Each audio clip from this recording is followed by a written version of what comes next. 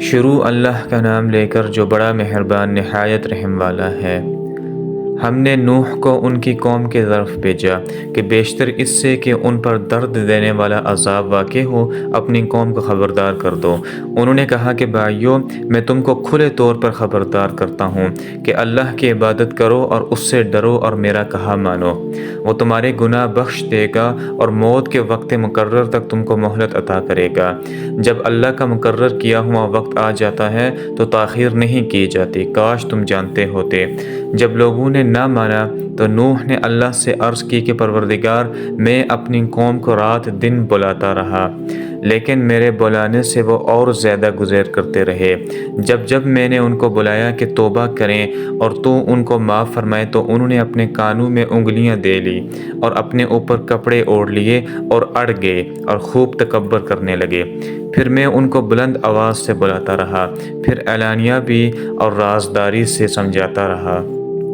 پھر میں نے کہا کہ اے پروردگار، معافی مانگو کہ وہ بڑا معاف کرنے والا ہے۔ وہ تم پر آسمان سے موسلادھار میں برسائے گا اور تمہارے مال اور بیٹوں میں اضافہ کرے گا اور تمہیں باغ عطا کرے گا اور ان میں تمہارے لیے نہریں بہا دے گا۔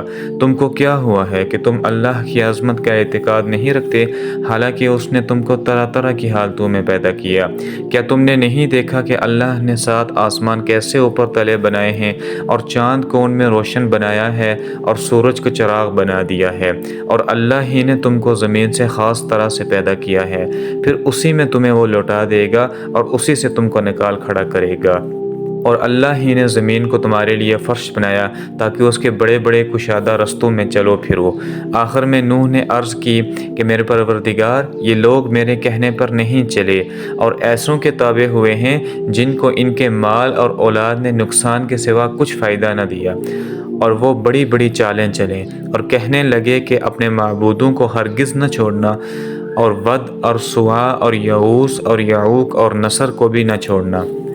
اور اے پروردگار، انہوں نے بہت لوگوں کو گمراہ کر دیا ہے، اور تو ان ظالموں کو اور زیادہ گمراہ کر دے۔ آخر وہ اپنے گناہوں کے سبب پہلے غرقاب کر دیے گئے، پھر آگ میں ڈال دیے گئے، تو انہوں نے اللہ کے سوا کسی کو اپنا مددگار نہ پایا۔ اور پھر نوح نے یہ دعا کی کہ میرے پروردگار، ان کافروں میں سے کسی کو زمین پر بستہ نہ رہنے دینا۔ اگر تو ان کو رہنے دے گا تو یہ تیرے بندوں کو گمراہ کریں گے، اور ان سے جو اولاد ہوگی وہ بھی بدکار اور ناشکری ہوگی۔ اے میرے پروردگار، مجھ کو اور میرے ماں باپ کو اور جو ایمان لا کر میرے گھر میں آئے اس کو اور تمام ایمان والے مردوں اور ایمان والی عورتوں کو معاف فرما، اور ظالم لوگوں کے لیے اور زیادہ تباہی بڑھا۔